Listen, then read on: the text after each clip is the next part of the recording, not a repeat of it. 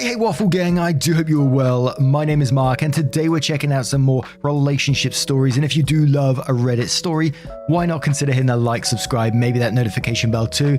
Let's crack on with today's first story. Now, today's first story comes from a throwaway account. It's got a shorter first part with a longer update, and it's titled, Ex-Fiance wants to meet up after leaving me at the altar 4 years ago. Basically, 4 years ago, I, female 29, was supposed to be getting married to my fiance at the time, Jay. Everything was going perfect. I was in my dress, had my makeup on and taking pictures with my bridesmaids. I was pretty much ready to walk down the aisle when Jay's best man pulled me to the side and said Jay was gone. He'd gone into a car and left, and no one was able to get a hold of him. I came home to our apartment and all his stuff was gone.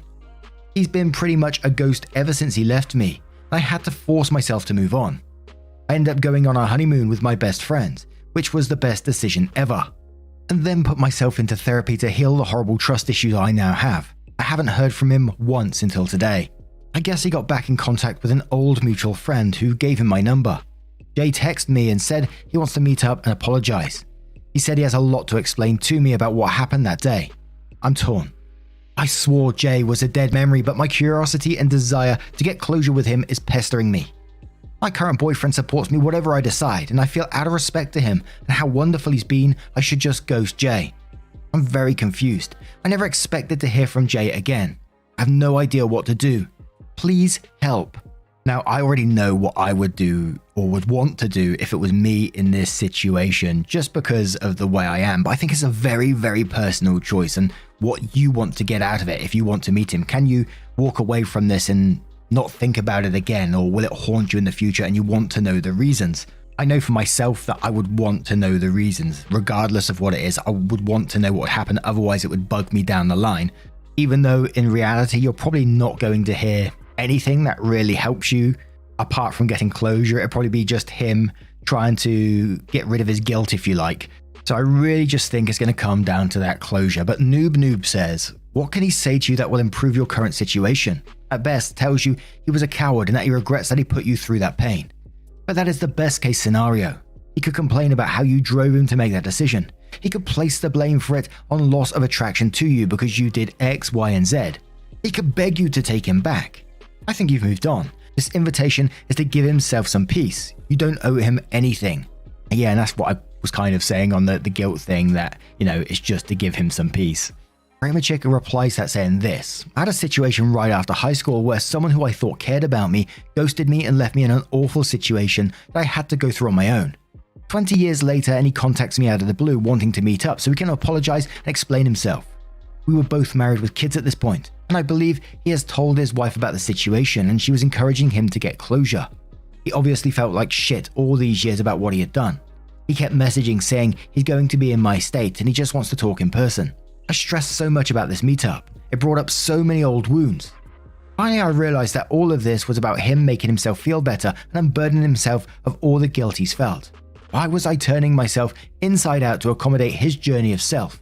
Fuck that. I told him I had moved on and wished him the best and never spoke to him again. And like I said, I don't disagree with that comment as well. This is why I think it's a very, very personal choice, because if you can move on and not think about it again, absolutely. But if it will give OP any kind of closure as well, regardless of it him healing himself, I think, you know, I would probably do it just because I'm curious anyway. A deleted user says, well, no one can decide this for you. Don't worry about what your boyfriend thinks. He supports you. The unfortunate thing here is that you don't know if you're going to come away from a meeting like this with more closure, or if you're going to come away from it distraught, because the excuse he gives is a whole lot of nothing. Would it be easier to have a phone call or a text? I'll go to the meeting just to hear the apology and find out what he has to say. Then I would close the door just to make sure he knows I don't want any more contact. Or you can do the petty thing and ghost him right back. My question is, what the hell is with your mutual friend who gave him your number? I would talk to this person and ask them what their intentions are. Usually you would ask someone, hey, is it okay if I give XYZ your number for such and such purpose? And you would say yay or nay. Did you give permission for this? That person owes an explanation too. Let us know what you decide to do. We support you either way. Also, I kind of want to know what his reason was too. There are like literally 100 million moments before you get to the altar to realize you don't want to commit just then. What the heck? And let's have one more from Big Rotten Tuna, who says he isn't doing this for you. He's doing it for himself. He just wants to apologize to make himself feel better. Otherwise, he could have written his apology and then offered to give you an apology in person. You should take the same approach. Is there anything good you can get from meeting with him? If not, then decline. Tell him he is welcome to send you a letter, or just ghost him. He really deserves nothing from you. So OP updated the post, which says, "First off, I just want to thank everyone for the advice. I honestly wrote the post just to vent my frustration and confusion and possibly get advice. I honestly forgot about the post for a few days until my sister and I were talking, and she mentioned she saw a post from some girl getting left at the altar and X showing up again years later. I told her it was mine, and she'd been pushing me to do an update post. I figured it might be therapeutic to write everything down as final closing of the J chapter. This all happened 2 weeks ago. Against most of the advice, I did meet up with Jay. As a lot of you said, it did not add any value to my life. Also, it was part of a 12-step program, and he was making amends. We met up at a park, and my boyfriend came with me. He sat off to the side while Jay and I talked. I actually felt stupider after meeting with him. There were a lot of things in our relationship that would have had me out the door if I paid more attention and if he wasn't such a great liar. Basically, for the last year of our relationship, he was doing drugs and cheating on me. He had been struggling with his sexuality for years, and it's not surprising it ended up this way now, knowing the truth. His family are incredibly homophobic and horrible people. I wanted nothing to do with them when we were together, but he insisted on them being around just for the big life events, like our wedding. The drugs were something to get him through the day, and act like he was in love with me when he was actually in love with someone else. He had met his boyfriend at work, and I actually had met him a few times when I'd drop off lunch for Jay. When our wedding approached, his boyfriend said he needed to choose, and Jay chose him. So he packed his bags up and pretended everything was great until his boyfriend picked him up and they moved 2 towns over. I asked him if he was still living with his boyfriend, and he said no. He thought he could quit the drugs once he was free of his family and lying, but he couldn't. His boyfriend found out and left him. He kept going, getting high and hooking up with randoms. One of his regular hookups ended up overdosing while they were asleep in the same bed and died, and he realized he had to get sober. He apologized for not just being honest with me and leading me on like he did. He wished he could go back and be truthful because I would have been the most accepting of him being gay out of everyone. He said he missed me when he left because even though he didn't love me romantically, I was his best friend. It was a lot to take in. I told him while I'm glad he's okay and is doing better, I'd prefer for us not to have any contact moving forward, but I do forgive him. He said he understood, and he was only in town for a few more days and he'd be gone for good again. I'll admit, when I got home, I cried. My boyfriend held me and ordered me my favorite takeout. He's been really the best and didn't pressure me to talk about anything until I was ready. So if I got anything out of the worst day of my life, it's led me to who I'm with now.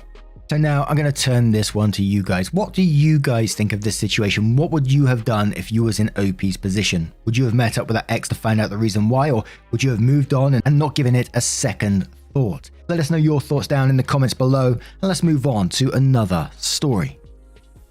And our next post comes from 184-71929, who says, "My girlfriend, 21 female, just gave me permission to sleep with other girls while she is away, as long as I, 22 male, don't tell her about it.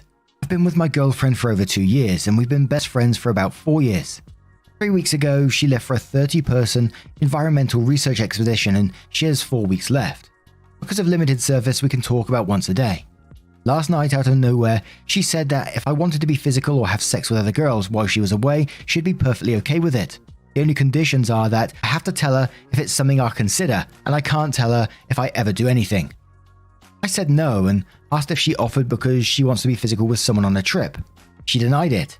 We continue the conversation, and it's clear that if I say yes, then we can both sleep with other people while away and not tell each other. I said that I would prefer her to tell me if we did this, and she tried to convince me that that was a bad idea. She wanted everything to be a secret for both of us. Again, I say it isn't something I want. She reaffirms that it isn't even something she considered for herself, just for me.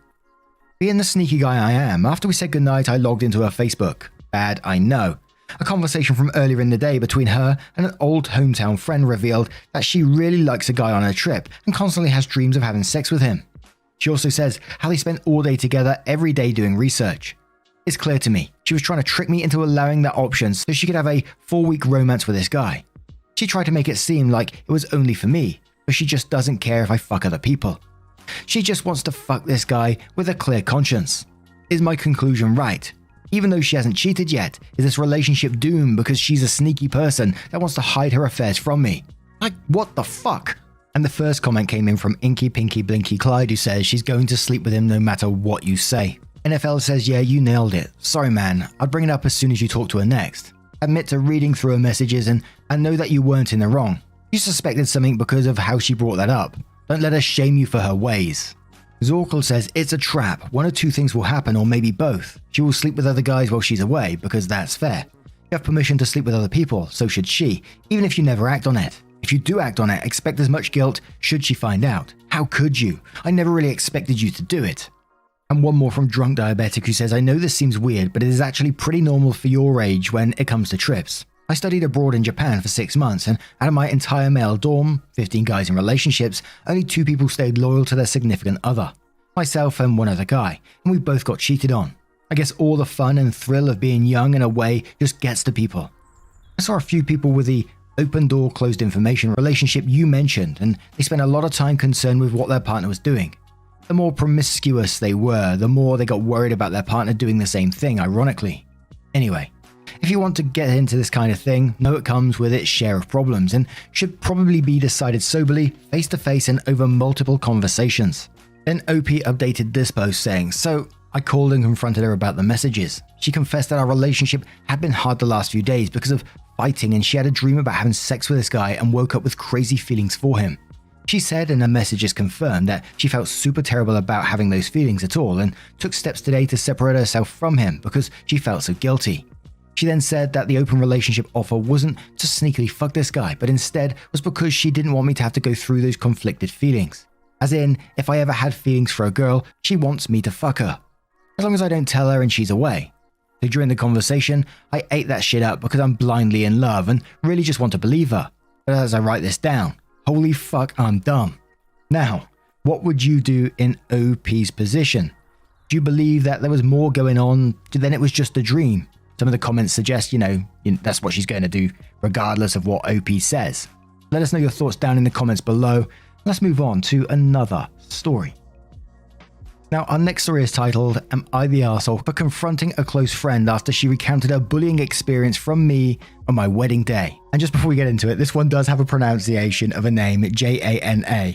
And I know it can be pronounced a couple of ways, either Jana or Yana. I'm going to go for Yana in this one. I just wanted to clear that up front. So, I, 28 female, just recently got married last week. And from the title of this post, you can see that I am not really the best person. I have a close friend who we'll call Yana, 28 female. Yana and I have not always been friends. In high school, I constantly teased her, calling her the nerd of the class because I was an insecure ass. She got really good grades. Maybe because I teased her, other people also started teasing her on her grades. She had confronted me privately about this, and I did stop teasing her after that since I got embarrassed. The class probably thought that it was an old joke now and stopped too. It was in college we finally became close. We saw each other at a reunion and we realized that our universities were near. Since then, we regularly hung out and we became close friends. I invited her to my wedding as a bridesmaid and she gladly accepted. During the wedding toast, she recounted the bullying she went through from me, saying, I can't believe we're friends, even though you bullied me all throughout high school. I don't know if she was joking when she said that. I've made my best effort to make it up to her and apologized time and time again. She accepted my apology each time and even laughing off that I was overthinking. I thought we finally put the past behind us. After the toast, I was hurt and confused, but decided to talk to her later because I wanted to enjoy my wedding. But during the party, my sister/maid of honor came up to me worried, saying that there have been a lot of people asking Yana about the bullying, and she was detailing every single thing I said. I had my sister get Yana and I talked to her privately in the back, asking why she brought up the bullying, and she got offended. She said that she was just telling the truth. I replied that it was okay to talk about this, but at least on a different time and situation. She called me an arsehole for invalidating her feelings because it was true that I bullied her. I ended up crying and she walked out. Now there are rumors that I bullied her again after some people saw Yana walking out. My in-laws have also inquired about the matter too and have been quite cold to me, even though I've already explained the matter. My mum, sis and husband are on my side, but a few friends from my circle said that I had to deal with the consequences of my past actions. I understand that I really hurt her, but I really thought we've moved past this, or at least would bring it up again, privately, instead of in front of a whole crowd. I just don't think that it was the right time and place given that our relationship is quite close, and she never brought it up again in the 7 years we've been friends. Am I the arsehole? No Balance says, I don't know, the way you write it, I'm inclined to take your side. However, for her to go to these lengths, I have to wonder how bad the bullying actually was. OP replies saying, I understand. I hope this makes it clearer. Yana is quite the introvert. I've known her since grade school and she lives a few blocks away from my neighborhood, but we don't talk. In high school, we were put in the same class. I am an extrovert and at the time I didn't think Yana and I would go well together, so I didn't give her any mind. I think she expected me to reach out to her first since we knew each other and she didn't have much friends. I didn't do anything to make her feel included since I wasn't really interested. I was quite popular in high school and I acknowledged that because of the offhanded comment I said about her always getting the high grades on exams and called her the nerd. Everyone started calling her that too. I don't know if there was any physical bullying involved when others teased her, but in my case, I teased her every time the teacher handed out our papers after a test. Others would also make some side comments after. When she confronted me about this in senior year, she said that she didn't want to deal with this nerd thing anymore because she didn't want it to affect her grades. She said that I was being a jealous bitch and I should just fuck off. I laughed it off and didn't apologize because I was embarrassed, but I didn't call her that anymore. We became friends 2 years later after a high school get-together during sophomore year, where I was called out by a close friend about the bullying in high school. I apologized to her and she was the first one to suggest that we start hanging out, to which I agreed. I learned she wasn't as gloomy as I thought, so we became close and hung out regularly. I also met my boyfriend, now husband, at her uni, so I always went over to their uni to hang out.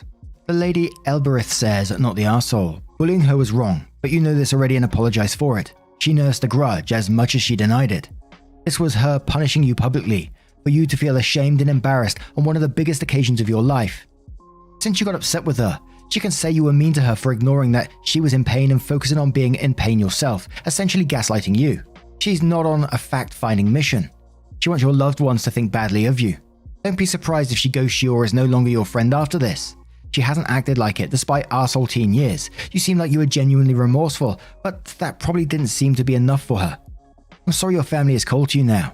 How much you wish you could take your behavior back and try to make things right over the years. Nessie says she played a good game here. How you should have handled it was to call her out and pretty much say, I know I was an awful person back then and my behavior was seen as bullying. I like to think I've grown as a person since then and luckily we have this beautiful friendship where I'm spending a precious day with you. Hope you forgive my past self for her bad choices. Passive aggressive mode down, but yeah, she played you good, not the arsehole. OK Upstairs says everyone sucks here. I disagree with forgiveness being banded about like a blanket forgetfulness. She made a joke in poor taste at your wedding, but if you were stung, that means you know you did her way worse, and that you probably deserve it. That's the history that you can't whitewash, so you have to sit with the discomfort that yes, you were a bully, and you don't get to live it down on your wedding day. Boo-hoo. And the final comment from Key Transition 6036 who says, I want to say everyone sucks here. You know you were the arsehole then, but the question is if Yana is the arsehole now. That is a hard question to answer. It sounds like she's been waiting to do this since high school, to get revenge. It's clear that this is what it was. She was successful in ruining your wedding. Was your bullying bad enough to warrant such a long game? This is like out of a movie. You entirely needed to make amends. Did you do it to her satisfaction at a previous date? Has there been a reckoning, or did you take her silence as forgiveness? What kind of person are you today? Can you honestly say you've reformed? Yana was an arsehole. Just can't say if she was a justified arsehole. Edit. You handled the confrontation at the wedding well. You took her off privately, so for the day of, I'll go not the arsehole. Now, I turn this one to you guys. What do you guys make of this one? Let us know your thoughts down in the comments below. Now, a huge thank you for spending your time with me today, getting involved in the stories. Your love, support, and time always means the absolute world to me, so thank you so much for being involved, and hopefully, I'll see you in the next one. Take care, and much love. Wake up, get up, stretch my legs, eat some breakfast, milk and eggs, brush my teeth up, wash my face, throw my clothes on, start my day. Wake up, I can smell the smoke from the bacon. Let's go, see the sun shining from the windows. Okay, I know that today'll be a good day. Okay, I know that today'll be a good